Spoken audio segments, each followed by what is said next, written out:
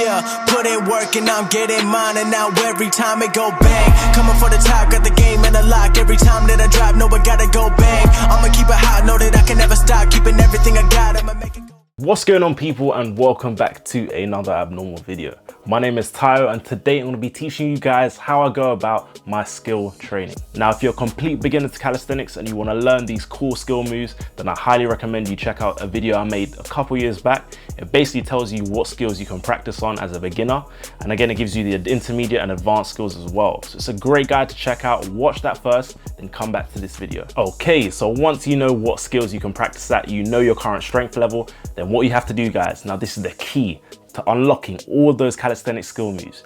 You have to practice, practice, and more practice. Now, you lot already know I keep it 100% real with you guys. I'm not gonna lie, it may take some time. You need to be patient with it. You need time for your body to condition itself so you can actually perform these moves. So for example, the planche, it took me a good couple of years to master it, and I'm still working on it to this day. And I've been training calisthenics for 9+ years. Can you imagine that? So it does take time, a bit of patience, but honestly guys, if you put in the work, you will see crazy results. Now, there are two main ways that have worked for me personally over the years. One of them is to perform my statics, all my skill work, before my actual main sets and reps kind of workout. So essentially what I do is I spend around 30 to 40 minutes maybe practicing one specific skill. So for example, let's say it's Monday, it's a push day, so we're working on the planche. What we're going to be doing is a planche progression. So we're going to do one kind of hold, a static hold. We'll do that hold to failure, or I'll start off with the hardest progression first, then go down to an easier progression until eventually I reach failure. I then rest a long time. I'll take a long rest to fully recover, so around 3 to 5 minutes. The main difference with skill work is it's more about quality over quantity. So I want to make sure my form is really good.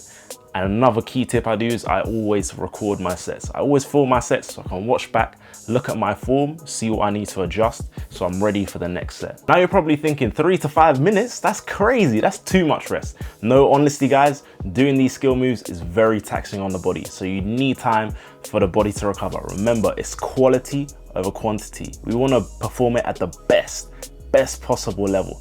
So again, in that moment of time, 3 to 5 minutes rest, I listen to music, I just vibes, I chill. I may even do a bit of stretching, some mobility work, just something to pass the time. So again, it's not like I'm just sitting there doing nothing. So to summarize a full workout, let's say it's Monday, a push day. We're gonna be working on a pushing skill, such as the planche. So we're gonna do our static work first, so the planche progression. We're gonna work around 3 to 4 sets of that. So for me personally, I'm working at the full planche right now. So I'll do a couple of sets of full planche. Then again, if I get tired, guys, I go into straddle planche or into advanced tuck. So as I get tired, I go down the progressions until I reach failure. So that will conclude and make one set. I perform around 3 to 4 sets of that static hold. I'll then move on to like a pushing kind of exercise. So maybe like planche push-ups. So I'm still almost in that planche position, but I'm just doing some more kind of like sets and reps work with it. And that will be again 3 to 4 sets. So in total, I'm roughly doing around 6 to 8 sets of planche work. That will take around 30 to 40 minutes. And that will be how I train my skills on that one day. After my planche work, I'll then focus on my actual pushing kind of day. So that's gonna be a lot of weighted pushing exercises. So weighted push-ups, weighted dips, weighted handstand push-ups against the wall, stuff like that. Let's say it's Tuesday now. So Tuesday is gonna be a pull session. We're gonna be focusing on our pulling skills. So again, same principles apply. 30 to 40 minutes, we're gonna be focusing on our skill work first. And then afterwards, we'll do more of a pulling kind of workout. Usually on a pull session, I'll work on a certain skill. So that could be the front lever, the back lever, could be one on pull up. I'll pick something that I'm trying to work towards. Okay, and I'll really focus on 3 to 4 sets of good quality kind of holds. Once again, I would film all my sets so I can see my form, and I'm basically gonna hold the full front lever or back lever for as long as possible. As I start to tire, I'll go into like an easier progression. For example, I'll go into the straddle or like the advanced tuck front lever, and then eventually I'll just reach failure and I stop. I then take, again, my 3 to 5 minutes rest. I chill, vibe, listen to music, stretch, you know, all that good stuff, and I'll do 3 to 4 sets of that. Once I've done those 3 to 4 sets, I may also include some full front lever rows or some tuck front lever rows. So again, more of a dynamic exercise, and I'll do 3 to 4 sets of that. And again, same thing, I wanna make sure the quality is on point. So I'll film all my sets, and I'll make sure if I tire, I'll make the exercise easier somehow until I reach failure. To track your progress, you can also time yourself on how long you can actually hold these progressions. And again, obviously over the weeks, you'll notice your hold time is gonna increase. That's how you know you're getting stronger. Or you could also increase the sets and reps. So example, if you're doing those tuck front lever rows, if you're only doing like, let's say 3, for example, and then in 2 weeks time, you're doing 6, you know you've gained some strength. Wednesday, it's a leg day. Never skip leg day, guys. It also helps with your static moves. If you have a better mind muscle connection with your legs, if you know how to tense your quads, be able to squeeze your glutes, it's gonna help you get into greater ranges of motion. So it's gonna improve your hip extension, it's gonna improve knee flexion, your compression as well. So train your legs, guys. Honestly, it helps. Usually on this day, I don't really work on any skill work. I kind of give my body some rest. So I'll usually use the time maybe to roll out certain areas, upper body wise, or I'll just relax completely, just rest. So I'll just work on my legs on Wednesday. Then it's Thursday, again, we're back to push. So again, we'll be training that planche, for example, or any other pushing skill. If you're a beginner, it might be the frog stand or the L-sit, for example, because they're both pushing skills. So again, same principles apply. 3 to 4 sets of set progression. And again, I wanna take a long rest, 3 to 5 minutes rest, totally recover, record my sets so I know if the form's good or not. And again, I'll just try and hold for as long as possible that progression. As I get tired, I just go down to an easy progression until I reach failure. So again, 3 to 4 sets of that. And then I might do again 3 to 4 sets of like more of a dynamic movement. For example, tuck planche push-ups. Friday, it's another pull day now. So it's gonna be working on our pulling skills again. We'll do this skill work first in the first part, and then obviously afterwards we'll do the main sets and reps workout later. So focus again on your pulling skills, so either the front lever, back lever, or it could be something easier like just to skin the cat, for example, if you're working towards that. But yeah, just do your 3 to 4 sets first. Again, long rest time so you fully recover between sets. Record your sets so you can see your form, how good the quality is. And again, you want to make sure that you're pushing yourself hard. So do the full front lever if you're doing that, or back lever. Hold that for as long as possible, then go to an easy progression, then to an easier one until you reach failure. And that way you're going to improve on that skill. Saturday and Sunday are rest days, or I might throw in another leg day depending on how I feel. But essentially you want to allow your body time to recover because you have done a lot of volume throughout the week.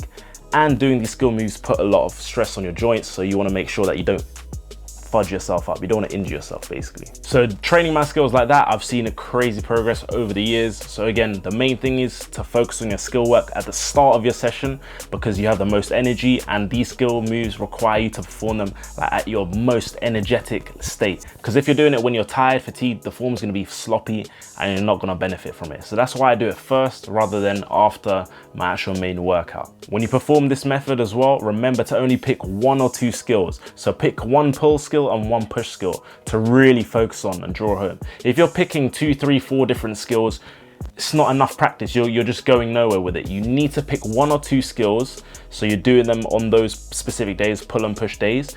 That way you can get a lot of practice of that specific skill. Once you've mastered that skill, you can then pick another skill. You move on to the next one. So that's the first method and one of the main ways I've trained my skills over the years. Another method I've used, which has been really good to again strengthen my skills, is greasing the groove. So what is greasing the groove? Well, it's a technique to avoid muscular failure. So we don't want to reach failure. We're not trying to do 3 or 4 sets back to back. What we're doing is we're spreading our sets throughout the day. So how this works is we're getting the same amount of practice in, however, we're kind of reducing the likelihood of taxing our body and going to failure. So for example, let's say we're working on the front lever. So let's say you can't do a full front lever yet, but you can do a tuck front lever hold, right? Let's say you can do about a 10 seconds hold. What we'll do is we'll do around 5 seconds. So comfortable hold time, and we'll do that on our first hour in the day, for example. So let's say you first just woke up in the morning, you're gonna do 1 set at 8 AM. Okay, you then rest for an hour or 2. So let's say now it's 10 AM, you'll do another set. So you'll hold for another 5 seconds, that tuck front lever. Again, you rest for another 2 to 3 hours. You do your next set at 12. So 12 PM, you're gonna do, again, a 5 seconds tuck front lever hold. And you'll keep repeating that throughout the day. So usually I'll do anywhere between 6 to 8 reps in a day. Now, it seems a lot, right? You're getting a good amount of practice in, but the great thing about greasing the groove is that your body's not taxed. You're not tired because you're not doing the sets back to back. You're spreading them out throughout the day.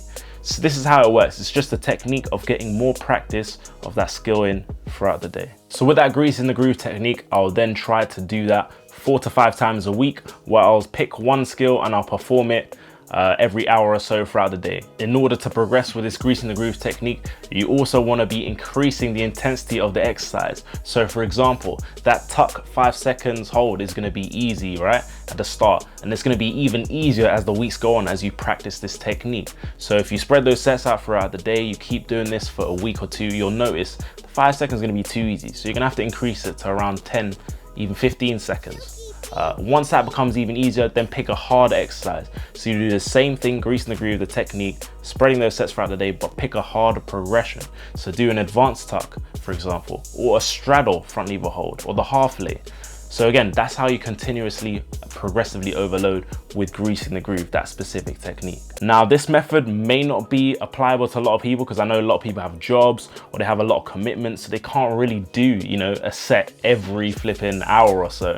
So that's why it's an approach I've used in the past when I'm stuck at home. So for instance, right now, it's a national lockdown in London, so everyone's at home. So I've been greasing the groove and it's helped increase my skills and improve them a lot.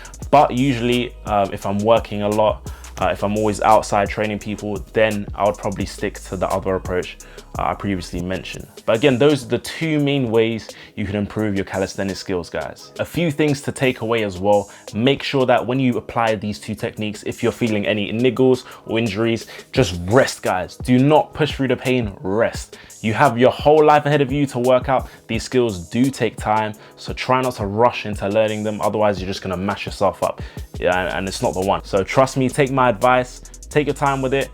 If you're feeling really tired or sore, just rest, guys. So that was the skills guide, guys. Hope you enjoyed it. I've also got a big announcement. I'm launching a 14-week calisthenics program called the Abnormal Bodyweight Blueprint. Stay tuned, it's dropping real soon. I can't wait for you guys to try this program out. It's gonna be epic. You're gonna see some crazy gains from it.